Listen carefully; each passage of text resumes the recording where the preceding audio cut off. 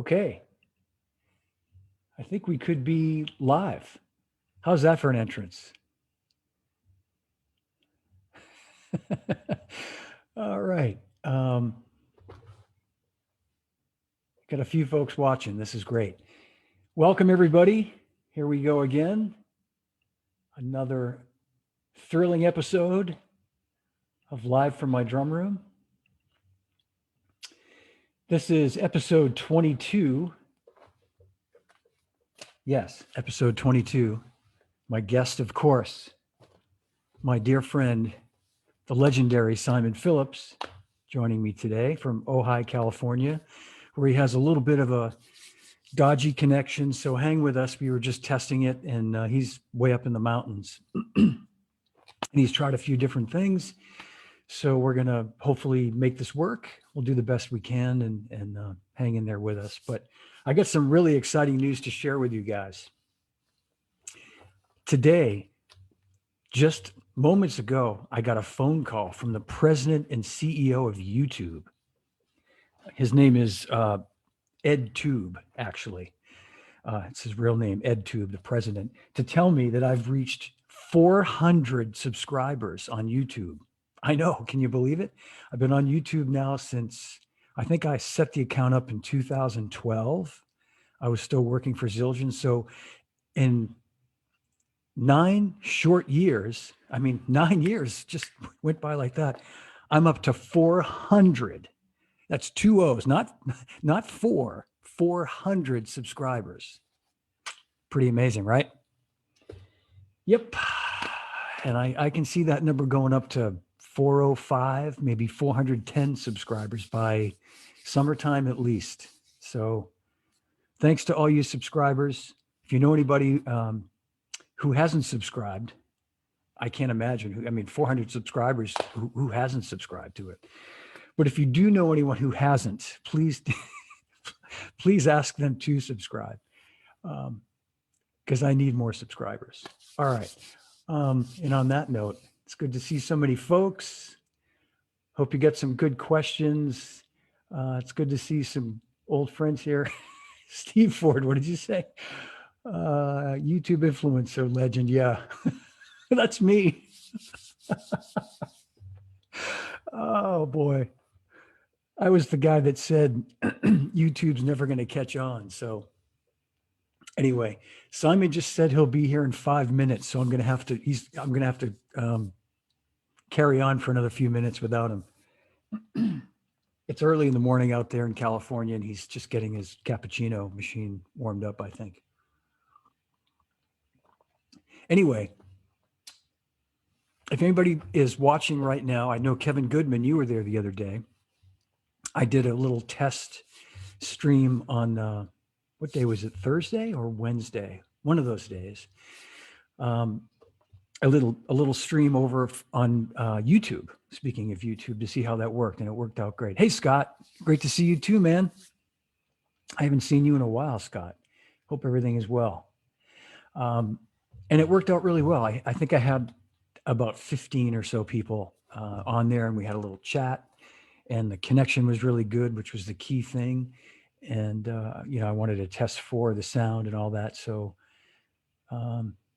yeah, I'm just going to let Simon know to tell me when he's back. Hang on a second, folks.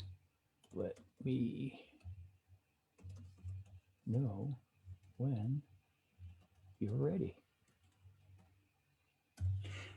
So that's cool. Maybe I'll do something in the future. In fact, while I'm thinking about this, I was thinking I would do a couple more of those just on my own during the week to continue to sort of test that whole YouTube channel. So be on the lookout for that. Maybe like on a Thursday or a Wednesday afternoon, I'll go on for a little while and we'll talk about stuff. Thank you, Anthony. Yeah, I got this the night of Hal Blaine's 90th birthday party. I know Don Randy sent me one of these a while ago, but I think I got this one when I was at Hal's birthday party in February of 2019. Yeah. And if you can support the baked potato, please do so. It was Don Randy's birthday the other day. In fact, I noticed, but Yeah, I mean, they, like a lot of places, they need our help and support. So whatever you can do, they have a bunch of events that they do streaming, and you can donate and all that stuff. So yeah, the Spud, great place. All right, Simon is ready. So Ralph Angelillo is watching. All right, man, we got some serious folks watching here. I'm a little bit nervous. I get a little nervous when we do these things. Kind of a lot of folks watching. Hey, Jim Kersey. Okay, without further ado, please welcome the star of the show, episode 22, live from my drum room with Simon Phillips. Here he comes. I think he'll have cappuccino in hand when the connection finally comes through here. Let's see. And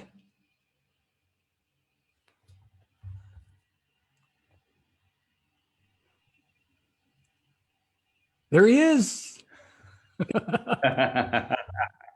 A little worried there. I was a little worried. Yeah. Yeah.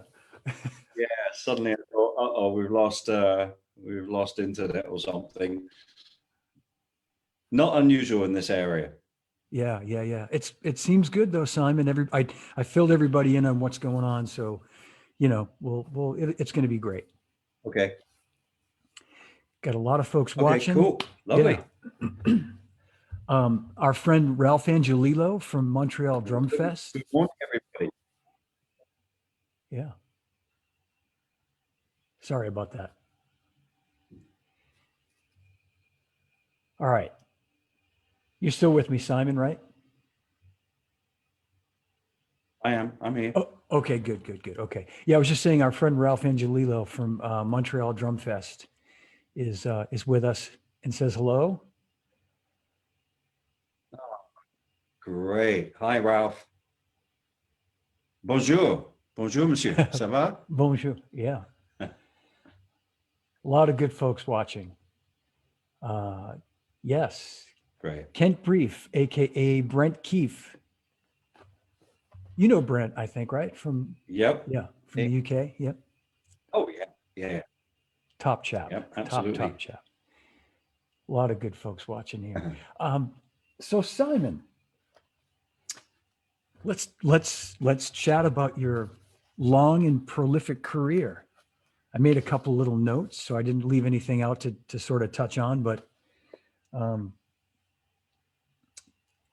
you started playing, and this is, and it's not this. We're not going to get into all this stuff you always talk about. We'll get into the better stuff than that. But for people that don't know your history, you started playing really, really young. 4 years old, maybe? 3.5. Okay. And how old were you when you started playing in your dad's band? 12. 12. Okay. Playing the music of your dad's big band. Yeah. Yeah, I was 12 years old, and the youngest, the next youngest guy was the alto and baritone player, and he was 30. And on it went up to the 60s. So it was an interesting experience, a very interesting experience. I mean, I didn't know anything different, so I look back at the experience now as an adult, and I see children of 12 and 13 and 14, and it's kind of hard for me to relate. It's like, wow, did that really happen? But yeah, of course it happened. 4 years on the road with my dad's band. I mean, and he was a tough taskmaster too. He was very strict. So I got one hell of a apprenticeship. Let's put it like that. Yeah, I'm sure you did, and you've told me a little bit about that in the years that we've known each other. How that helped develop your, like probably so much of what you are today is based on that kind of work ethic that you learned really young, which is so key. The preparation and organization. Yeah, it's the discipline too, musical discipline, and also life discipline. You know, my dad he was quite old. He was born in 1907. So he was already, 60 when I joined the band.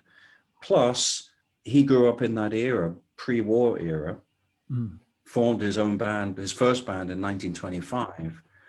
And then, of course, he was in the military during the war. So he was in the RAF. Very strict and very old-fashioned, quite Victorian in a way. So I got a lot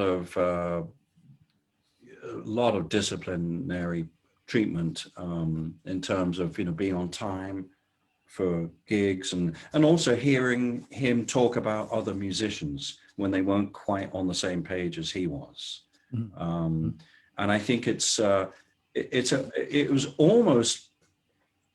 kind of like a time machine. Even though this was 1969, it could have been 1949 for all I knew, because that's how he ran his band.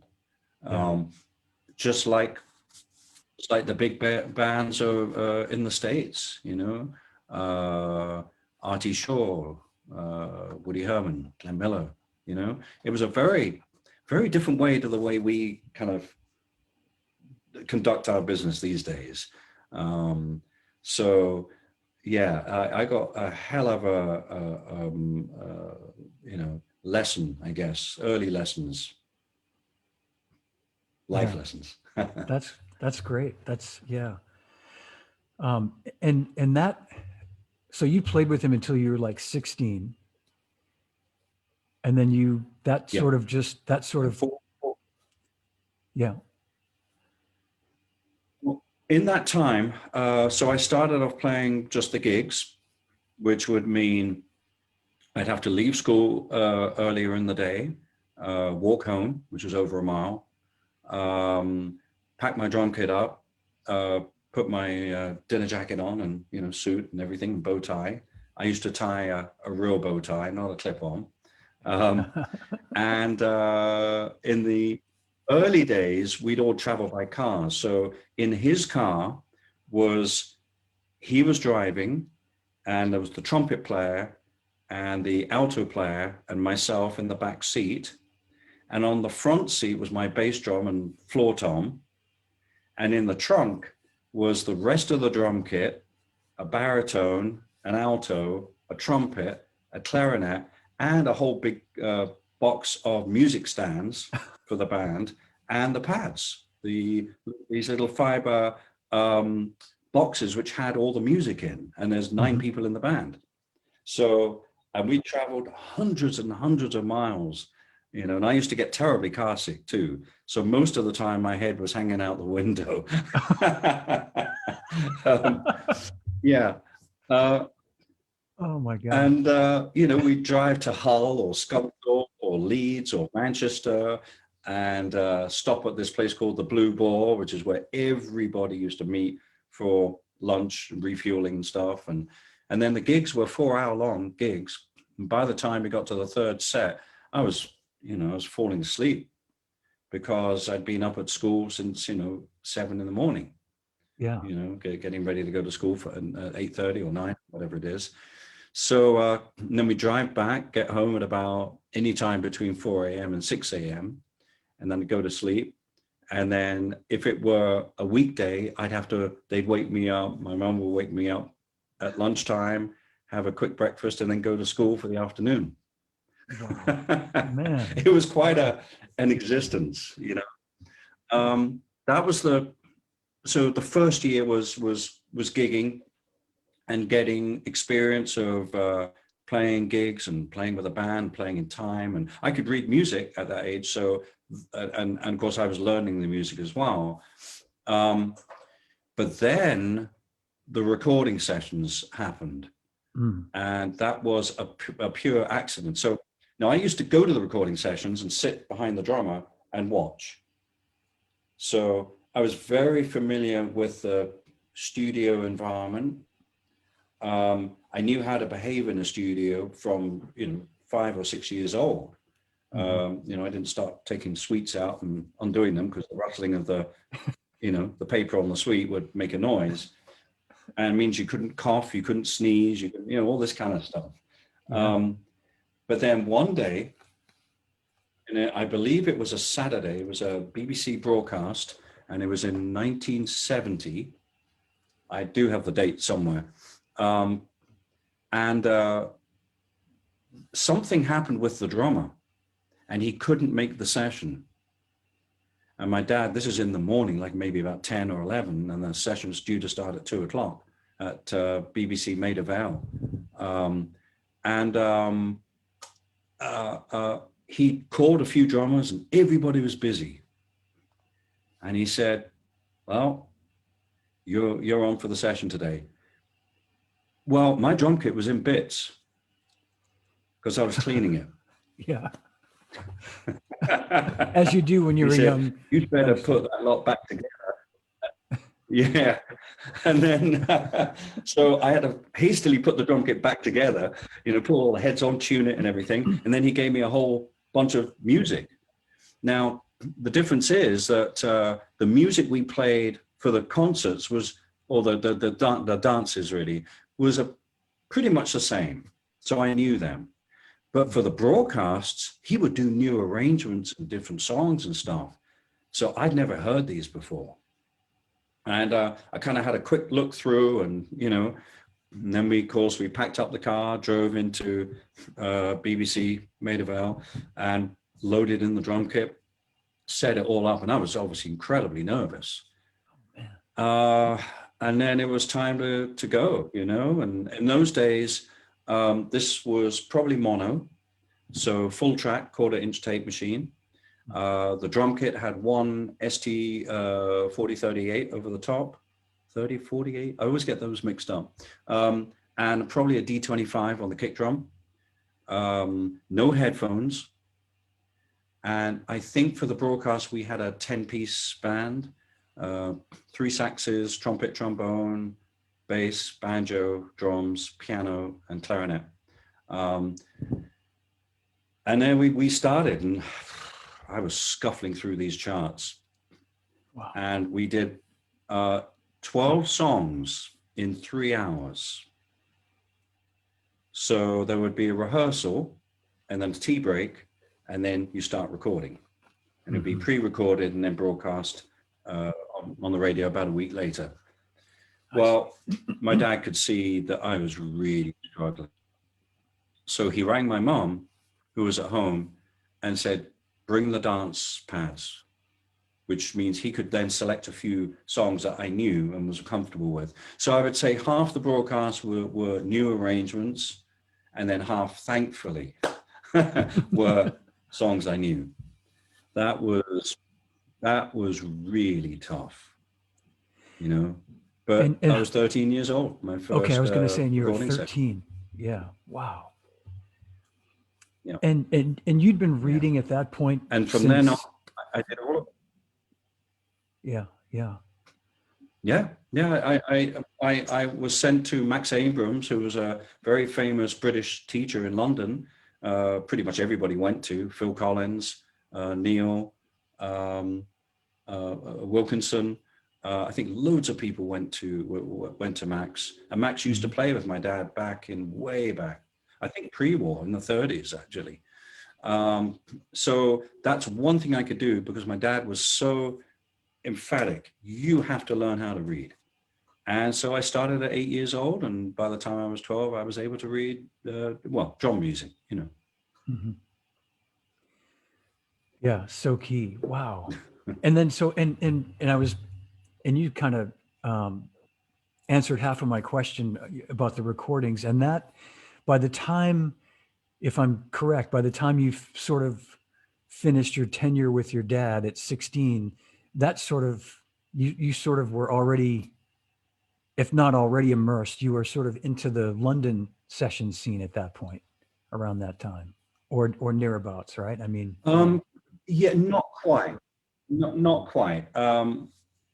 You know, when he died very suddenly, and all of a sudden I was left with the decision do you keep the band running, At the time, I was so fed up of playing Dixieland. I wanted to play rock and roll. I wanted to play modern jazz, you know. I wanted to join Yes and Stan Kenton at the same time, you know.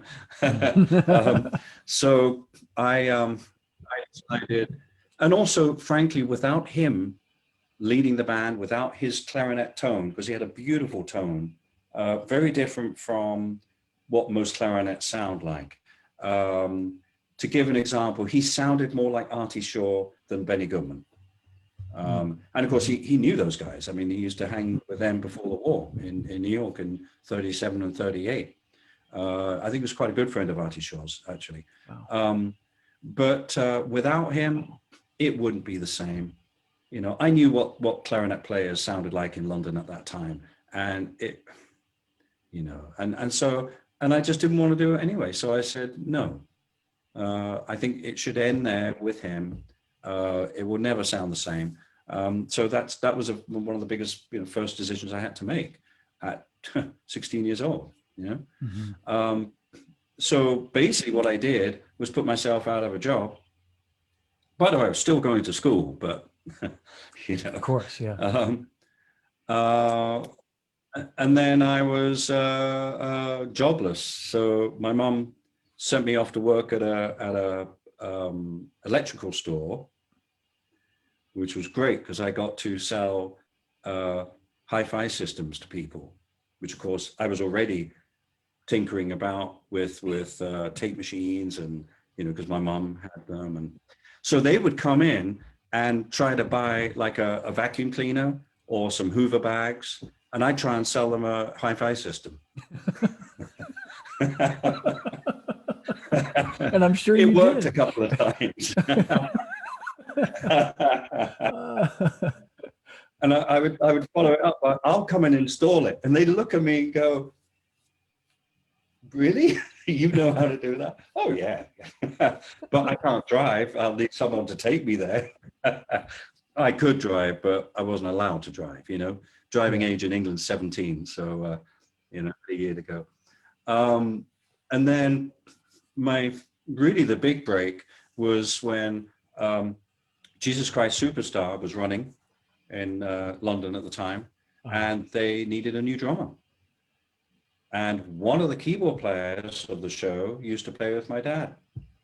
And he was, in fact, I still speak to him. His name's Dave Cullen. And he was the guy that turned me on to Chick Corea, Mahavishnu Orchestra, Blood, Sweat and Tears. He used to come and lend me loads of records. And it's so cool. And he was the guy that you know, recommended me for an audition, and turned up at the audition and played and got the gig. And that's what started the session career. And you were maybe 17 at the time at that point, or still 16? I was still 16. Still 16. Okay. Yeah. Wow. Yeah. I mean, I remember, you know, knowing that like at such a young age, you kind of, and Dave Maddox, I had Dave Maddox on with me a couple of weeks ago, and he made mention of, you know, he's older than you, you know, being on the scene in London. And he said then when Simon came along, it just kind of like changed everything, because you had this whole different sound and excuse me, an approach, and you know, the way you play. So wow. Yeah. Just and by the way, I know we've got that funny delay, but I want to tell you that Steve White is watching and says hello. Oh, fantastic. Hey, Steve. Hi, Hope you're doing okay. Steve. Hope you're doing well. Yeah, and I'll be getting Steve on here in the future as well.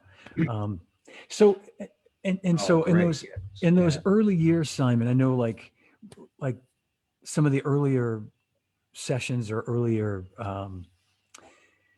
you know, dates that you did, like Judas Priest, or was that like a little bit later than that? You weren't. I don't imagine you were 16, but what were some of the earlier? No, that was a little bit later. That was Yeah, that was 77, and by that time I was well established in the London session scene.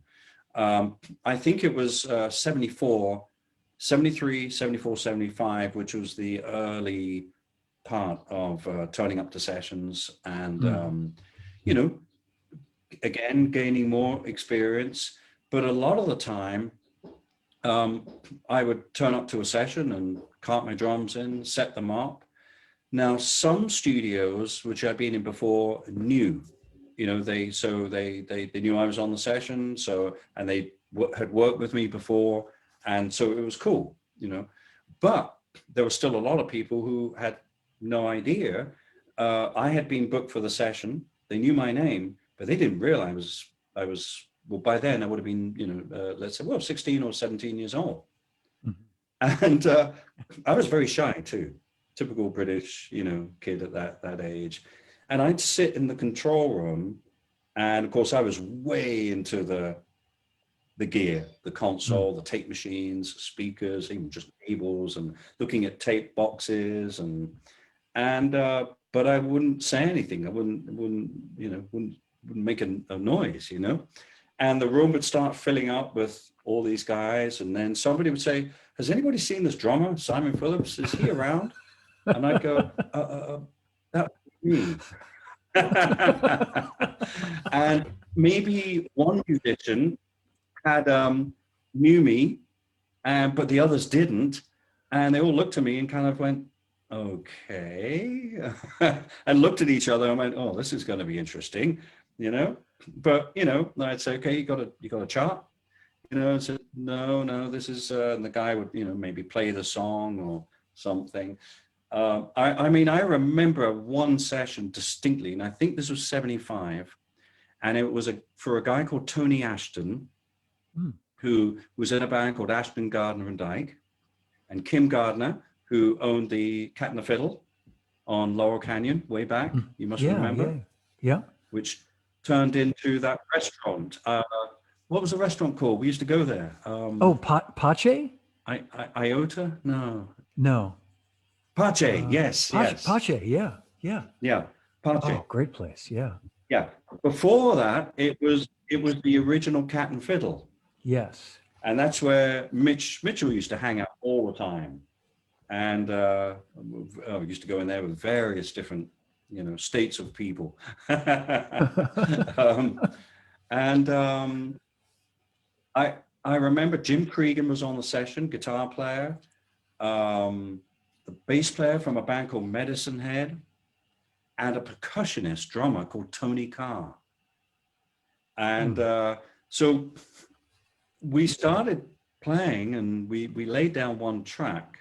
And in those days, it was an Air Studio One. So we were all partitioned off with just movable screens. That's how it used to be in those days.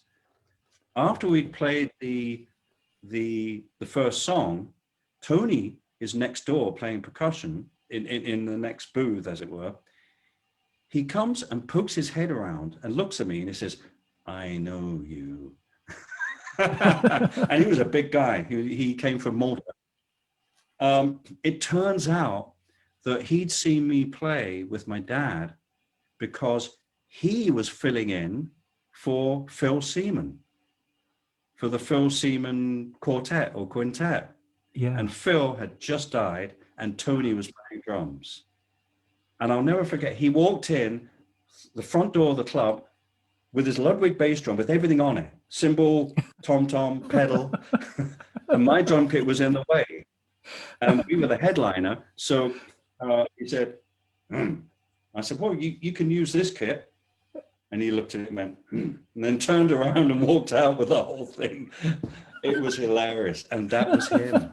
And so he realized that and I remember him sitting up at the bar, looking at me, scowling with a big, large scotch, you know, kind of going, You know, so funny.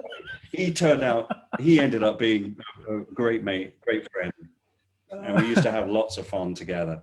But he used to sing louder than he played the drums. Oh, that's funny. So when in those early session days, some of the London, yeah, I'm sorry, I was going to say, so in those Yeah. early session days, were you, what like type of kit, not even necessarily, I know maybe it was a Ludwig kit, but how big of a kit were you playing at that point? Had you got to the point that you are at today with the configuration? Yes.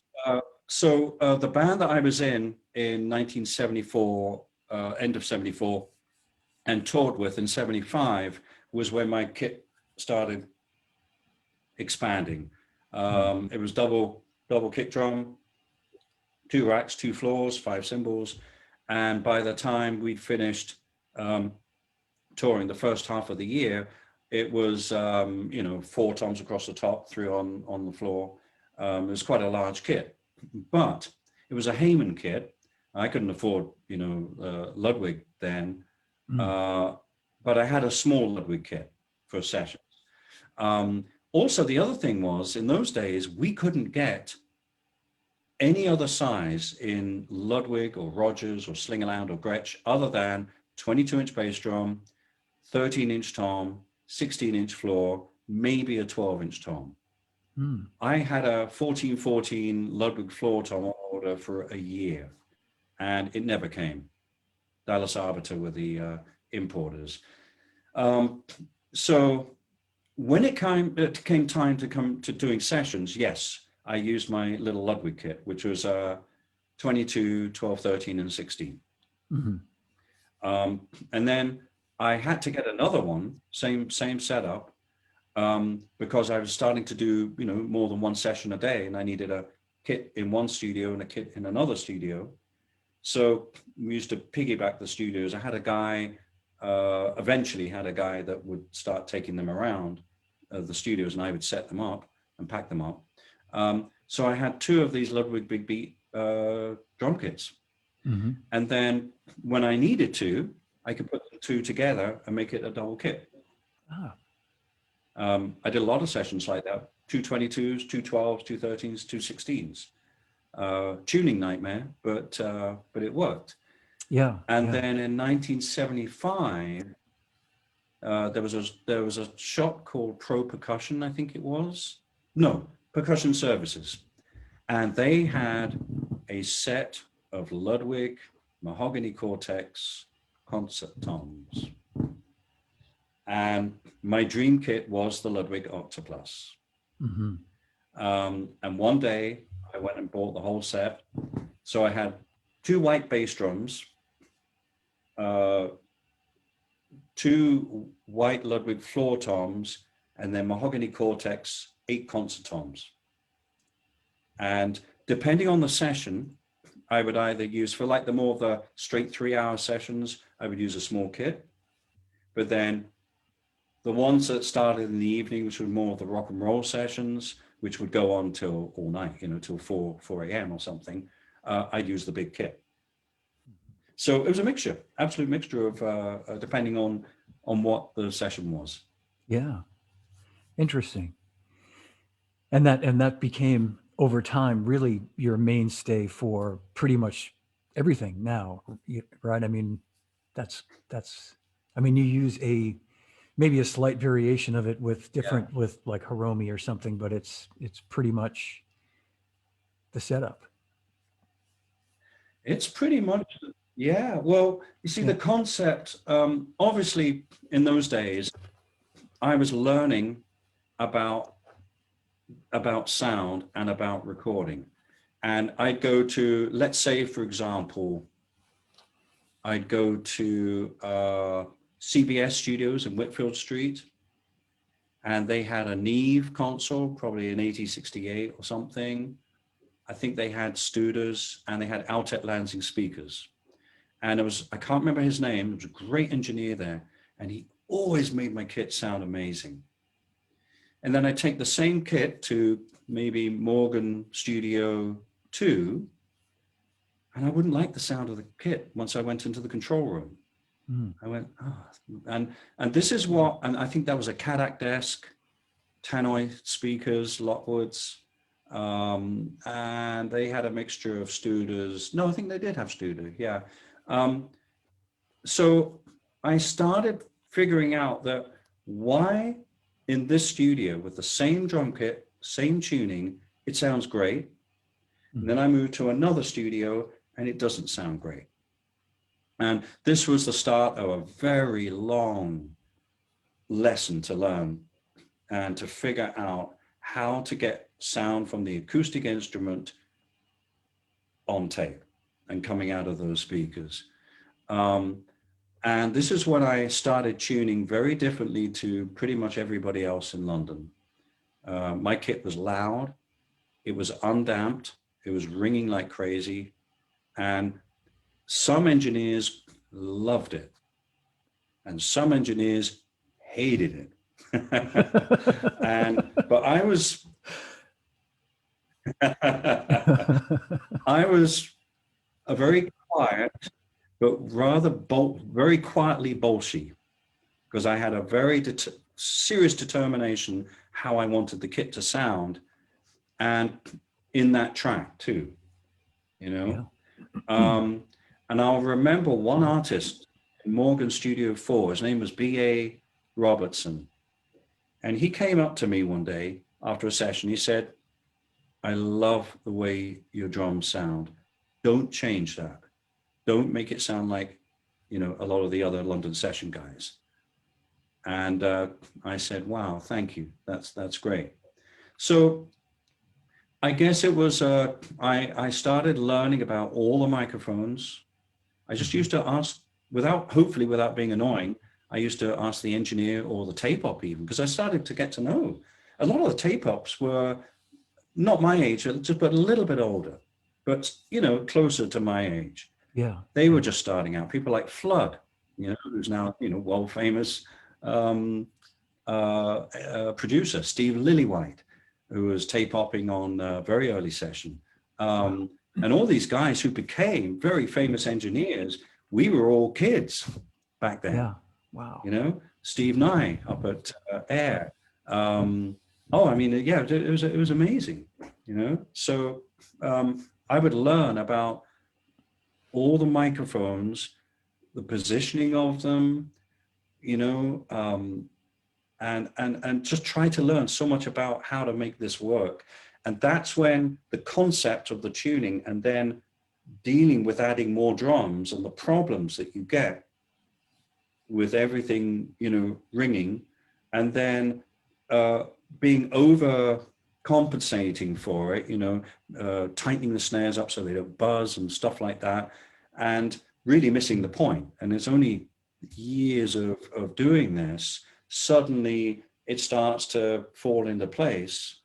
And then you can have a big kit, 7 toms, 3 snares, 2 kicks, you know, and it all works sympathetically, you know. And that is my concept. Even if I'm only playing Phil Spector, boom, boom, boom, pow, boom, doesn't matter. Yeah. It's the sound of that drum when it's surrounded by all these other drums that are working in a symbiotic way. Mm-hmm. And all the mics are, well, they're all open. And if the engineer's done his job, you know, he's got over whatever phase issues there are, because there's always phase issues. But his gain structure, that's really what it's about, and volume of the actual drums themselves, and the balance of the kit. That's the thing that I think people, younger players, don't really understand yet. The kit has to be like a piano. You could put one microphone, actually anywhere, it doesn't really matter, but put it over the top and the kit should sound great. Mm-hmm. There shouldn't be one cymbal that's barking, you know, or a hi-hat you can't hear. Do you know what I mean? Yeah. You can hear plenty of bass drum on that overhead mic. Yeah. You know? Yeah. That's fantastic advice. That's a huge nugget right there for anybody to take away from this, is that you're right. I mean, you should be sending a signal to a microphone that's a balanced signal to begin with, rather than expect the microphone to, or the board to balance it for you. Yeah. And I just want to just talk about a couple of quick things, because I've experienced that with you on a number of occasions when we've done clinics together, and, you know, at PAS and all these different places where we've been. And And the first drum clinic that I ever saw you do, which was at Wurlitzer in 1982, and a friend of mine that's watching was at that clinic, and I really want to get your thoughts on that because you have so many great thoughts about it. But I remember seeing you do the sound check upstairs in the room that we had up there. You had your drum tech Ravi with you, and I had seen a few clinics at that point. I'd never heard a drum kit sound the way you had your drum sounding. You and Robbie spent the entire afternoon basically taking them out of the boxes and putting them together. I mean, they were just shipped in from Tama that day, and especially breaking in the bass drum heads and the towel effect. I remember like taking note of how you got your bass drum sound, and it was fascinating. It was unbelievable. And then and you had D12s in your bass drums.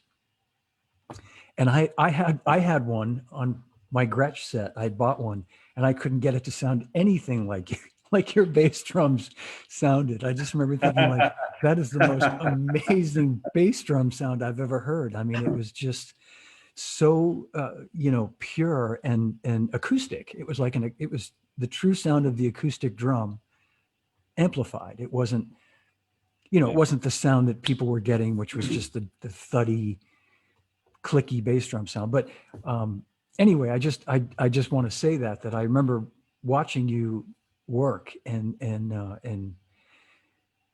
it was just so you're so methodical when you do that. I can't even begin to express to people what it's like to see you in action when you do that, when you're focused, like single-minded, like this is what I've got to do. And it's amazing. So yeah, bravo. Yeah, it's one of those, don't talk to me. Don't talk to me, I'm busy. Yeah. Well, I just looked it up. October the 15th. October the 15th. Okay. And I flew in. Yep.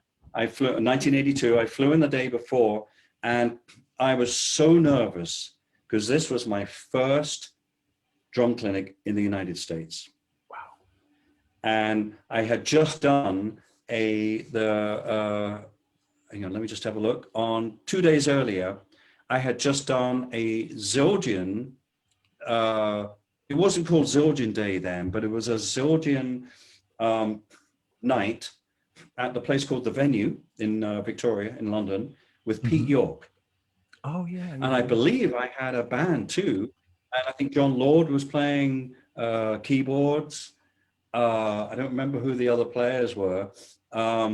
But it was great. It was wonderful. So we did this, Pete started, and then I, followed, and we had a great time. And then Ravi and I got on a plane, flew over to Boston, managed to get through US Customs, which was frightening back then, because I always was feared of not being allowed in and being sent back, And then, of course, Lenny DiMuzio picked us up, and it was so funny because Lenny could not get Ravi's name. So we'd meet, we got all our gear with us and go, hey, Lenny, how you doing? Hey, Simon, and this is Ravi. Hey, Rover, great to see you, So Rabi, Roly, Revi, every permutation of R-A-B-I, he could not get it. It was hilarious. And this went on for the next 2 days. Oh my God. So, it was great. We checked into the Bostonian, and he took us out to dinner. We went clubbing afterwards. And I kept saying to Lenny, listen, it's getting really late. Because I was worried because, compared to me, he was old. I mean, he wasn't really that old now, but he was probably in his 60s, probably, And I said, Lenny, you don't have to stay up. We'll find. Hey, no problem. It turns out he drops us off at the hotel because we're just knackered, we're beat, And then the next day, I asked him. I said, so Lenny, did you get home okay? And he said, yeah, I stopped at my local jazz club till about 4 a.m. And I looked at Ravi, we looked at each other and went, wow, talk about stamina, But the next day was, setting up for the clinic and, doing the usual thing and putting all the mics up and stuff. And then Lenny he opens the clinic and he's just got a hi-hat and a pair of sticks. He's even standing up. And I'm watching from kind of behind the wall there, and I'm going, oh, shit. Oh, no. Oh, I mean, he's doing all this amazing stuff, on the hi-hat. And I'm already really nervous anyway. Now I've got to follow that. So that's how that felt. And I just didn't know. I really didn't know what to do. I just went out and made a load of noise, and then stopped and picked up a microphone and kind of said, "Any questions?" Something like that. No, I remember being everybody in the room. We had the place was jam packed. You couldn't move in the room, and I remember it well. And you were so great. I had only just discovered you, not long before that. You're playing with Jeff Beck and Pete Townshend in 1982. And I admit, I know you'd already were well established, but I was a little late to the game. I mean, like a year or two anyway. But I just remember you came out, and you correct me if I'm wrong, but I think like you ran out when you were introduced, whether it was Lenny or myself that introduced you. You came running out to the drum kit, and I think you were standing up, and I have this vivid memory of you just going like before you even sat down or something, or I don't know. It could be.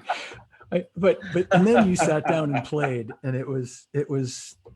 I mean, and the thing about it, Simon, and I don't have to tell you this because anybody who's seen you play will attest to this. But it was musical. You played some incredibly technical and brilliant things, but it was so musical. I just remember there was a point where you were just playing your bass drums and you were playing paradiddles at just not even a super fast tempo. It was just a sort of a medium tempo, but these super clean, even. I remember I'm like, he's playing paradiddles with his feet. I just had never heard anything like that. And you demonstrated playing right-handed and left-handed on the snare drum, and it was just, fabulous. It was, Wow. yeah. But I have to tell you a couple of quick. No, sorry. Go ahead. Yeah. No, go. Well, I was going to tell you a couple of funny, quick stories that a couple of our mutual friends have told over the years. Which one I think you've probably heard. The other I don't know if I've ever told you, but I remember Peter Erskine. It might have been around that same time or years later during a clinic talking about him playing with Weather Report, and you were playing with Jeff Beck, I think on the same bill, maybe in Europe somewhere. And I guess, Standing Clark, Jeff Beck, and Weather Report with Toto and Pete. Yeah.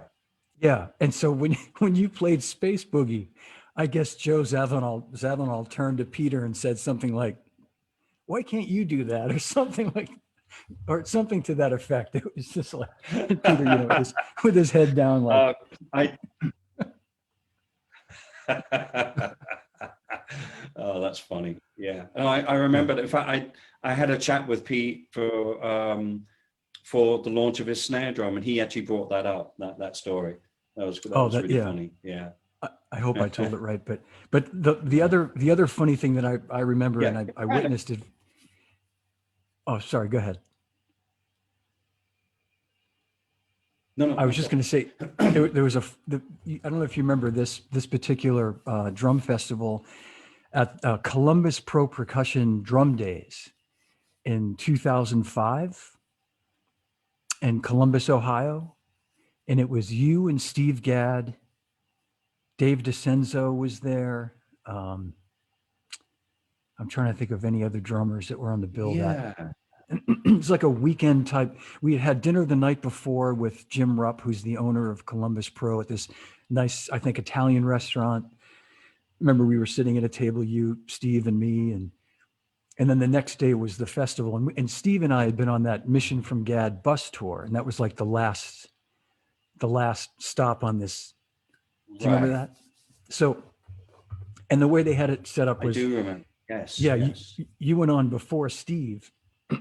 And so we're standing Mhm. off stage, side stage, watching you. And, you know, you're totally bringing it. You're Simon Phillips and Ralph Angelillo was there. He said, yeah. So you're totally bringing it. And, you know, Gad, he looks at me and he said, with this like not happy look on his face, he said to me, whose idea was it for me to go on after Simon? Anyway, I said, I think, I said, I think it was Jim Rupp's idea. The guy that put this on. He said, do me a favor. Next time we do something like this, don't make me go on after Simon or something like that. It was, it was, I said, no, Steve, you're going to be Oh, great. that's funny. Yeah, it was very funny because it was just, I remember thinking like, yeah, Yeah. I would And not of want to have course to he go on. was. Yeah, he was great. Yeah. No, Steve was beautiful. I remember, you know, I mean, listen, you know, Steve just has to sit down at the kit and it's beautiful, you know. Yeah, yeah, And yeah. then he picks up the sticks. I mean, and that's just incredible. You know, it doesn't even have to play a note. It's beautiful, you know. Yeah. It's great. No, I know. Well, And I'll tell you, that's an interesting thing. You know, when you do these drum clinics, and you know, Drum Day, LA, Zildjian Day. I mean, I had to follow Tony Williams at Zildjian Day in 1985. mm, And actually, Tony and I ended up having a great night that night. We got drunk together, and no, we had a lovely time. But it's always, I think, to everyone, it's always a bit nerve-wracking because suddenly we're so used to being on our own.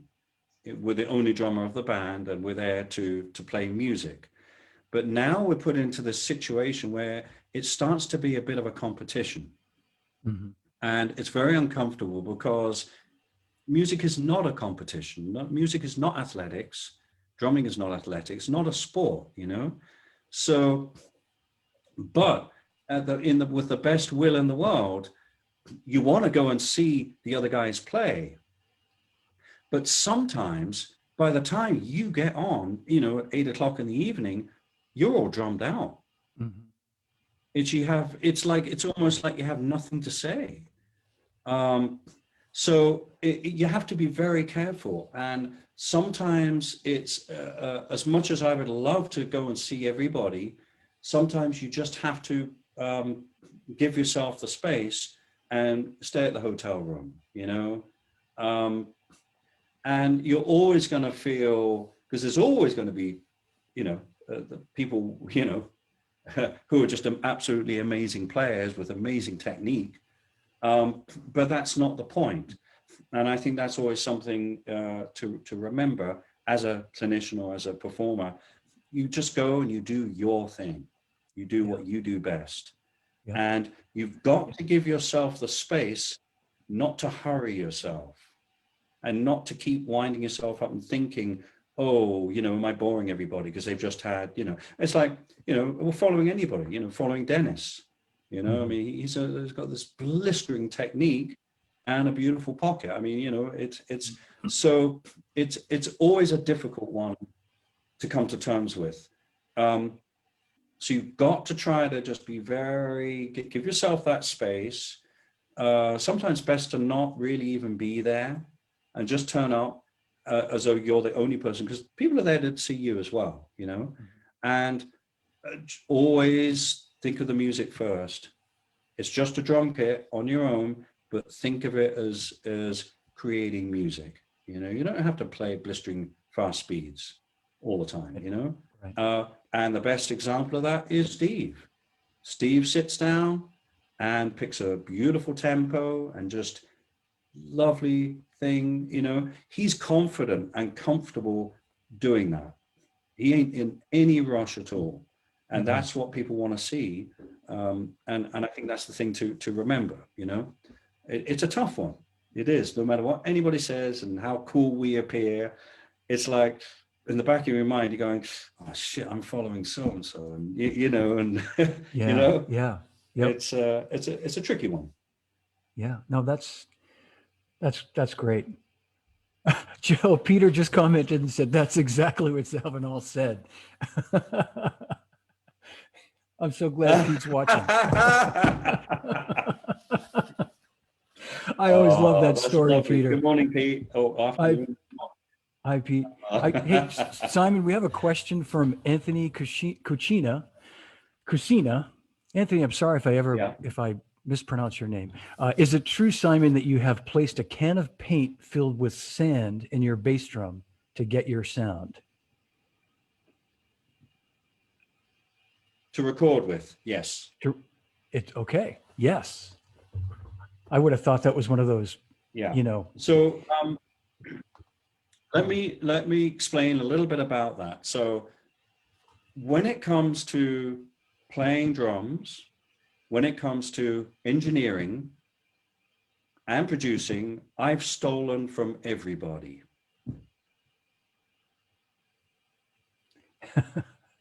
So because I think that's the best way to learn. The paint can concept, Eddie Kramer, the famous engineer, he recorded pretty much all of Jimi Hendrix records back in the late 60s. We were doing a session together with a band called Lost Lobotomies with Steve Lukather. Well, it wasn't quite Lobotomies, actually. It was Steve Lukather, Jeff Babko, and Jimmy Johnson. And it was a session for Shure microphones. They had just introduced the KSM 44 microphone, which is a double capacitor mic, condenser mic. And Eddie was on board with that. And this was like a demonstration recording using as many of those mics as we could, apart from when it was not a smart thing to use that mic. So we, Eddie said when he called me to talk about the drum kit and find out how many mics he needs, how many channels, all that kind of stuff, he said, there's only one thing I'd like to do, if you don't mind. I'd like to place a paint can in each of your bass drums. And my reply was, what color? And he said, if I had $100 for every time I was asked that, I wouldn't be doing this anymore. And I said, Eddie, I've had over the course of all this time, I've had pretty much everything in my bass drum except for water and fish, you know? So I said, absolutely, you know, I'm there to learn off these guys. When I work with an engineer who, you know, I've heard of, and even if I haven't, I'm always checking them out. And so I take the front heads off, he puts a little towel in, puts a paint can in, a 1 gallon paint can, which by the way weighs 13 pounds. And then he puts a little SM91 on the top, a piece of foam. I put the front head back on, and then he puts a Beta 52 on the front. Now I immediately can feel when I hit the kick drum, I can feel a resistance and I can feel a solidness. And then in the phones, I can hear him getting levels and sounds. You can always hear, especially if it's an older Neve console, which have steps, you can hear the in the headphones as they're tweaking a frequency and then boosting and cutting. And then, so we laid some down and said, come and have a listen. So I went into the control room and he played it, and wow, I heard this beautiful thud, lovely solid thud, but it was still my kick drum sound. And I soloed the kick drum. Oh, well, I asked him to do it because you don't, you know, you always ask the engineer to do it. Just to listen, I said, is that flat? He said, yeah, no EQ at all. I said, wow, that is just the signal coming in. From that moment on, I endorsed that. I said, right, I'm going to do that. Now, the only change I made was carrying 2 gallons of paint around studios in those little paint cans was not a very smart thing to do because they do tend to split those cans. So I experimented by going to OSH or something, grabbing empty cans. And then I went to a fish store, like a fish aquarium type store. And I got some of that lovely great gray sand, Yeah. Yeah. filled a can with sand, got some scales, weighed the paint, and then weighed the sand. Exactly the same, 13 pounds. So much safer Yeah. to have bits of sand in your bass drum than bits of black paint, And Yeah. and I've done that now for many years. It's just a way of making. It's a very large instrument. It's producing huge amounts of low end and a lot of slap at the top. It needs its own, what I call like acoustic compressor, to help it be more microphone friendly. I use this term microphone friendly, which is when, a lot of, you've got a Gretsch there, you've got a Rogers. These drum kits, compared to modern day drum kits, I mean, the shells are not that great, really. The wood is a mixture of woods, usually quite soft. Some of the Ludwigs, the inside was, what was the wood they used? Oh God, I can't remember. But it wasn't as, beautifully scientifically made with hardwood like all the modern drums are. But the fact that what it helps is these drums are quieter. They're not as loud as modern drums. A microphone likes that. It's a very microphone friendly instrument. And it's the same with acoustic guitars, anything acoustic actually. A Martin acoustic might not be a very loud guitar, and probably you wouldn't want to use it live, but put a microphone in front of it, 8 inches away, and it's the sweetest sound you're ever going to get. That's what I call microphone friendly. You get a tenor player that's got a beautiful reed and the mouthpiece, and the horn is lovely and a warm sound, and you put up hopefully a ribbon or something in front of it, not on the bell, and it has this very recordable sound. You literally put the fader up and you have a sound, Same with singers. There are some singers that are microphone friendly. They just sound great in front of a microphone. Yeah. And this is the thing to help the bass drum. It's a big thing to record, especially at 24. So give it a little help. Yeah. You're kind of, what you're doing, you're taking the spectrum, low frequency, high frequency, and you're doing this a little bit because you put a bunch of mass into that drum, which is helping soak up those awkward low frequencies and even a bit of that slap as well, So it gives the microphone just a head start. And that's with my kicks and the way I have the front heads on and stuff, it makes them easier to record, frankly. And I was going to ask you that. So you kept the closed head, same setup, but with the paint cans inside there. Very interesting. Now 9 times out of 10, I have a hole in the front head. You do? Nowadays. Okay. Yeah. But if I'm, for most of the time, but if I'm doing some heavy metal, like if I'm doing a Michael Schenker record, then I'll put a full head on. I'll have the B52 inside, and then I'll put a U47 on the front.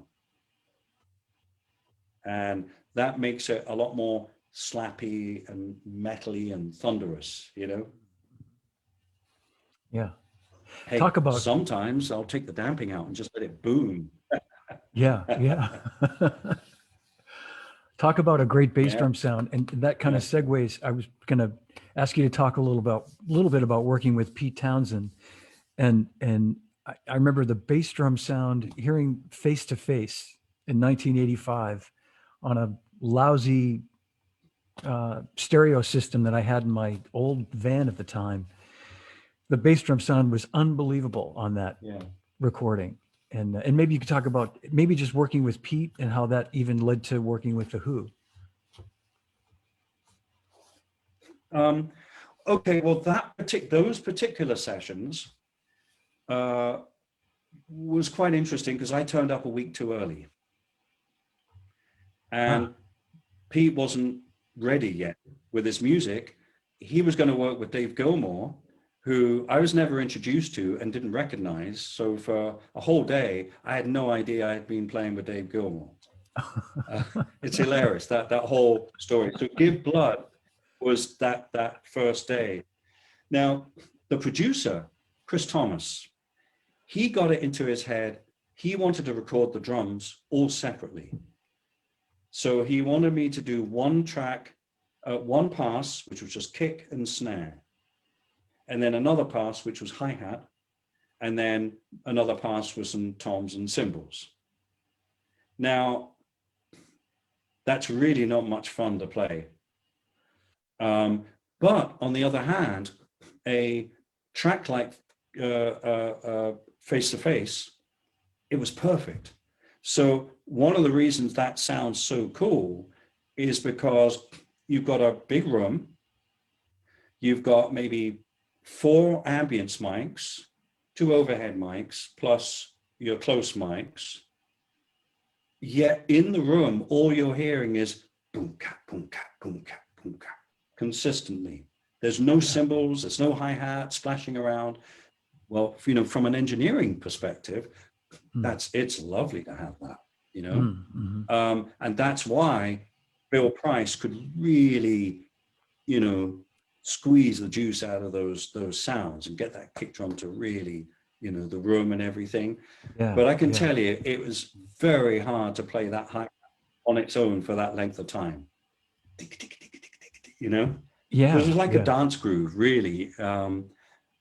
It was, that was a hell of a track to do. I had to go and do it all separately, and it's tough because once you start taking away a limb, it's like you've lost your balance on the bicycle, you know. It's you've taken away the safety wheels or whatever, you know. When we play with all limbs, you don't realize how much you're relying on each part, each leg and each hand to make the whole thing work. You know what I mean? And even balancing on the throne, it's you know, the way it works. When you only have to play half of the kit, it's so weird, and it just loses this cohesiveness, and in a way groove too, because that's where groove comes from. You know, there's the sum of all the parts working, you know, and they don't have to all be perfect in terms of time. They have to work with each other. You know, that's what makes it work. So that was a tough, very tough track to do. Now, when we did Give Blood, he wanted me to do the same on that track too. And I misunderstood. We did one pass with me playing everything, and then he said, "Hey, can you just go and play kick and snare?" Okay, so I played just kick and snare, but I was, you know, doing all this other stuff, you know. And we went to have a listen, and Chris said, "What the fuck were you doing? What was that?" And Pete's in the back of the room, and he's going, "Oh yes, oh, this is going to be great. They're going to have an argument. Fantastic," because he loves that, you know. And I go, "What do you mean? You told me to play kick and snare drum, and I played kick and snare drum." He said, "Yeah, but you threw in all that other shit. I don't want that. I just want that." I said, "Chris, I can't play a track like that playing just that. It doesn't work." And he said, "Oh, play what the fuck you want," you know.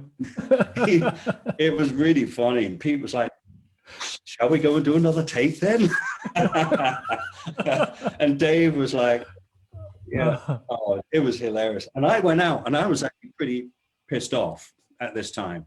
So the track you hear is actually a track of a pissed off drummer playing, because I was going, how the hell can you expect me to play a track like Give Blood with just half the limbs going, you know? It was just horrible. And but it turned out the way it did, and it was great. You know, it was a really fun track. It was lovely. Monumental. That is a monumental track. It really is. That's just, I mean, it's I was going to say, I mean, to the intensity that you could have never gotten that, or the feel just playing the kick and snare and then playing the other bits later. I don't imagine. But no, it's Right. and Yeah. No, it's tough. That's very hard. Yeah. yeah, my first the first Pete Townsend record that I heard you do was Empty Glass, I guess, which was a few years before that Yeah. with Let My Love Open the Door, That was and 1979. that was Yep. 1979. Oh, wowie. I thought it was maybe Yep. 80 or 81. We had Wow. just Yeah, no, we had just finished the Jeff Beck Stanley Clark European tour, which Mm. is where Pete was playing with Weather Report. We met in Copenhagen, in Denmark at the Plaza Hotel, and then we were playing that gig down in Spain somewhere. I think it was Barcelona, and that's where that story came from Yeah. with Pete. And literally had just come back from that tour, and I got the call to work with Pete. Went to Wessex Studios, and yeah, the first time I met him, we started playing. The first song we played, I think, was "Gonna Get You," Hmm. and these songs, Pete's songs, they literally play themselves. We did 2 takes, 3 takes. It was done. His songs are just so good. All you have to do is just play the song. Yeah. Yeah. It's lovely when you're lucky enough to work with an artist or a great songwriter, and you turn up and the songs just play themselves. It's the mark of a great songwriter, and songs that are just very playable. And I'm guessing he gave you kind of free reign to come up with your own parts, and like he hired you knowing what you were going to bring. So basically, and the songs are written to give you, lots of free reign to play some really beautiful, tasty parts too. And Yeah. that was his, Now by Pete design. makes the most amazing Yeah, his demos are. Sorry, I've got dealing with builders here. I am Right. And I confirming. know you, There yeah. we go. Right. No, that's fine. It's just Um, um, um, um, um, um, yeah. So he makes great demos. So much so that you're in the control room and he's playing you the song, and you're going, well, Pete, sounds like you've already got this song. It sounds great. What more do you need to do to it? Beautifully recorded. He's a great engineer on his own. And he just went, that's just my rendition of it. He wants people to play it. Yeah. But he's funny. I've heard him, with Chris Thomas. He turned around and say, well, you're the producer. You produce. I've done my bit. I've written the song. Now I'm one of the musicians, so produce me, you know. Hmm. And so we listen to the song, maybe make notes. And actually, back then, I don't remember writing down. I used to be able to just listen to it and play it. I never wrote charts, not in those days. I guess I was at that age where I could, do that, listen to something and assimilate it. And then we'd sit down, we'd just start playing the song. Mm. And two or Wow. three takes later, it was done. And on to the next track. And yeah, it was absolute joy. Absolute joy. And one of the things I miss, one of the people I do miss playing with and making records with is Pete, because his songs are just so cool. They're so great. Yeah. Great songs. And it was probably a natural, given that you were working with him in the sort of mid 80s, when the Who went out in 89, it was kind of a natural progression or logical choice for you to get the call for that gig. And that must have been a great I think experience. so. I mean, Yeah. it was, yeah, I mean, but the Who and Pete is, that they're not very, they don't sit well together for whatever reason. Pete just feels, well, he does change. He changes the way he is.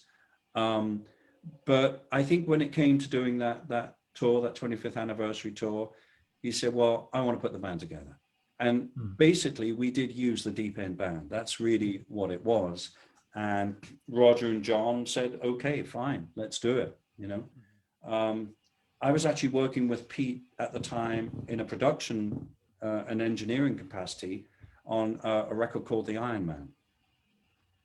And so I was going to his studio every day for a month or so, programming a synclavier and doing tracks and putting together tunes and stuff, and that's when he actually asked me. And that was in a little bit earlier, a couple of years earlier. I see. Okay. And so that was kind of the precursor to it. And then come 1989, all of a sudden, the 25th anniversary tour was happening. Yeah, huge tour. And you had worked with Roger too, right? Sort of in that throughout the sort of period of your. No, you hadn't. Okay, I didn't know if there was a connection. Well, I worked with Roger much later. I see. Yeah. Okay. In 1993, we did a thing together. It was a concert which was called Roger Daltrey Sings Pete Townshend, or Sings the Songs of Pete Townshend. And that was something we did at the Carnegie Hall with the Juilliard School of Music Orchestra, Michael Kamen, who was conducting. Yeah. And we had all these different guests, Eddie Vedder, a bunch of bands, Sinead O'Connor, the Chieftains, Dave Sanborn,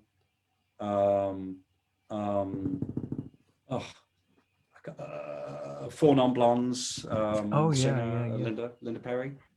Yeah. Oh God, so it's really hard to remember. There's lots of different. Oh, Lou Reed, I think, was there. Oh Was he wow. there? Yeah. Was that something different? No, Lou was there. Yeah, it was really cool. Actually, it was very cool. So that was the time I worked with Roger on his project. Yeah. I see. Okay. And by then, 94. and yeah, 94. 94, And yeah. just to jump ahead, because I know you've got some limitations to your time, and thank you so much for doing this. And I do want to just quickly say, Peter made me think of this, and I meant to say it at the time. 3 weeks from today, March 20th, Peter will be with me here. So everybody watching, and we have a lot of people watching, Simon, not surprisingly, many people watching. So That's yeah, so please tune in on March 20th for Peter Erskine, who will be my very special guest. But so, and you moved to Los Angeles in 92? yeah. 92. End of 92. End of 92. And Yeah. I know we're jumping around a lot here. Had you already been offered the Toto gig at that point? Was that what I should know this because we've been friends for a long time, but I couldn't remember if that was what precipitated the move or No. not yet. Okay. So what happened was I was living a life of, I was living in the countryside, about an hour and a half from London. I had a residential studio at the time, and I was doing quite a bit of production and not so much playing. I mean, a bit of playing, but I wasn't really playing as much as I really wanted to. And the way of producing records and dealing with record companies was becoming, in the early 90s, it was just becoming, I don't know. Something I really enjoy doing is producing artists and engineering and, putting the whole thing together and stuff. But, you do a production and then you send it into the record company, and then you get a call, can we get the multi-tracks? We'd like to actually get someone else to remix it. It was the time when it was very fashionable to get different mixers to mix different songs on an album. It was just a changing record business, basically. Yeah. And then I would ask for the, I'd like to hear the mix. I'm very curious what somebody else would do. But then the term mix had changed its meaning. It wasn't literally putting the reel of tape on the tape machine, hitting rewind, getting a track sheet, marking out all the instruments, and then hitting play and starting to put faders up. No, it wasn't to do that. It was actually re-recording stuff, changing the chords, changing, you know, and Yeah. you know, I put a whole load of backing vocals on this particular production, and I only had one 24-track machine and one 2-track machine. So I used to do a thing where you use a separate piece of multi-track with a submix on it. You do all your vocals, then you mix them down to 1/2 inch, and then you fly them in. It's the early way of doing before we used Akai samplers. And I used to have so much fun with that. You know, you start the multi-track, you've lined up the 1/2 inch, and then you hit the 1/2 inch, punch in, punch out, and if you did your job right, it's perfectly in time. It's lovely. And that's how we used to fly vocals in for all the choruses.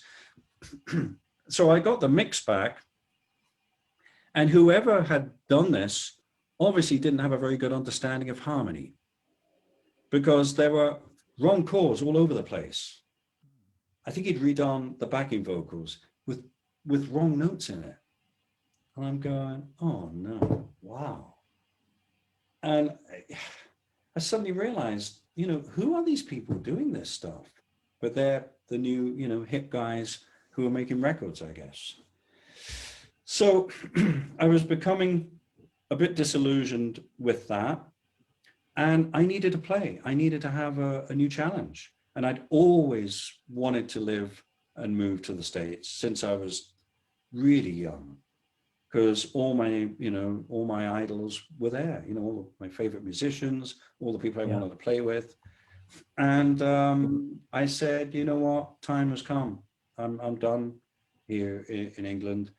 I'm going to move to the States, and I think it has to be Los Angeles. So I started that process in 90 or 91.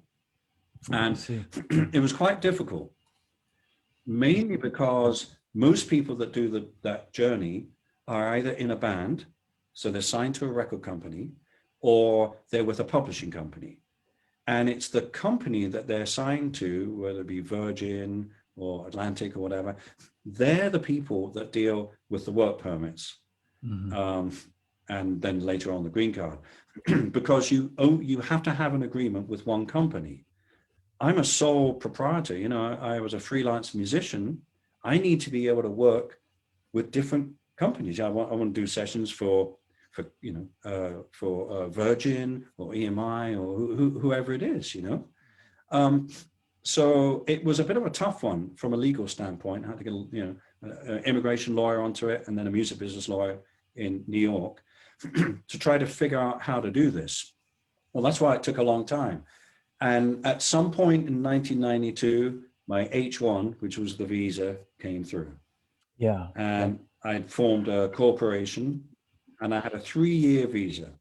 And I thought, well, in 3 years, I should be able to get something going, you know? And then it was just a question of, when do I leave? Well, around October time is when the weather gets really bad in England. I said, I think I'm going to leave around October. I had a couple of albums to do. I had a big country album to do. Had a solo album, which I was mixing, and a bunch of other, you know, sessions and bookings and live gigs. I was also actually playing with Jack Bruce at the time.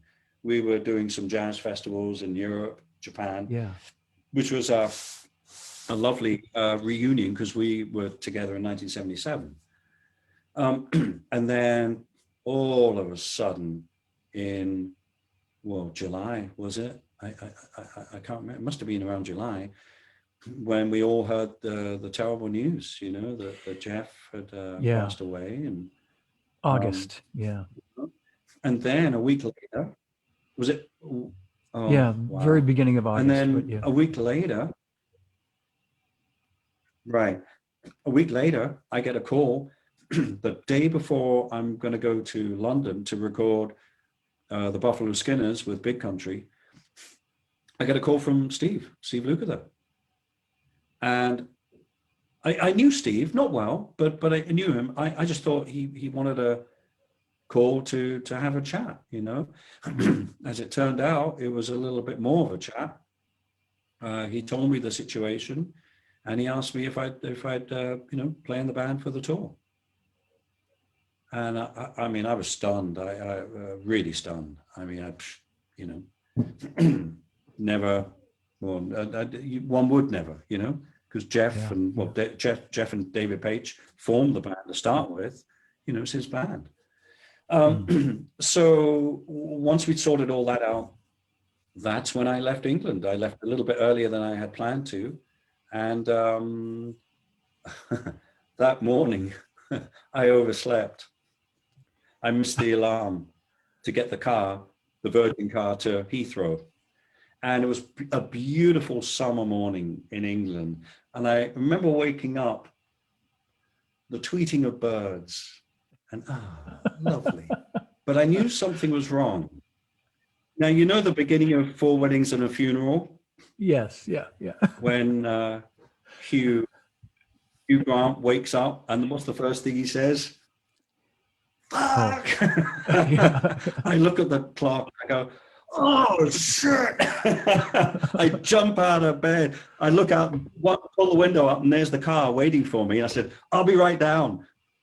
And that was my goodbye of my life in England, and the house, and the studio, and my ex-wife. And it was, I mean, you know, typical. So I just grabbed my suitcase, 2 suitcases, and a box of microphones, and that was it. And never went back. Wow. Yeah, and then I mean, and that was almost 30 years ago. Incredibly.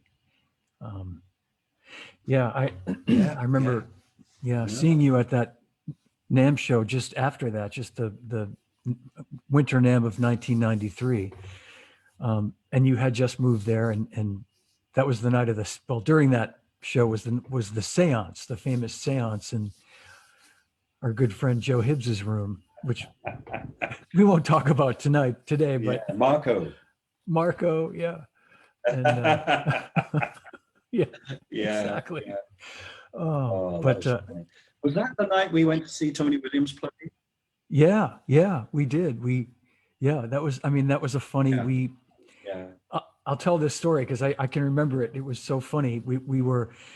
We'd actually, Zildjian had a little party earlier in the night, that same night. And it was like our 393, it would have been 370th anniversary. We had a little cocktail reception at the Hilton, and it ended at like 10 o'clock or something. So we went across to see Tony playing at something that Gretsch was doing. And it was you and me and Colin, I think Jonathan Mover. And I don't know if Marco was with us, you know, maybe Steve Turpak. Some of us, you know, went over to see Tony play. And probably. Yeah. And I remember we were walking, we got to see a bit of Tony play, and we're walking backstage to say hello to Tony afterward. And someone stopped you from the crowd. Someone grabbed you and said, Simon, hey, and you guys had met somewhere along the way. I hope you don't mind me telling this story. But he said, oh, I heard you were living in LA. Can I get your number? And you said, I just got here and I don't even have a phone yet, but you can reach me through Tom of Drums, you know, Joe Hibbs, Tom of Drums, which made perfect sense. So we go back to say hello to Tony. We're chatting with Tony for a bit. And Tony says, hey, Simon, give me your number, will you? And you said, sure, Tony. It's 818, whatever it was. 818.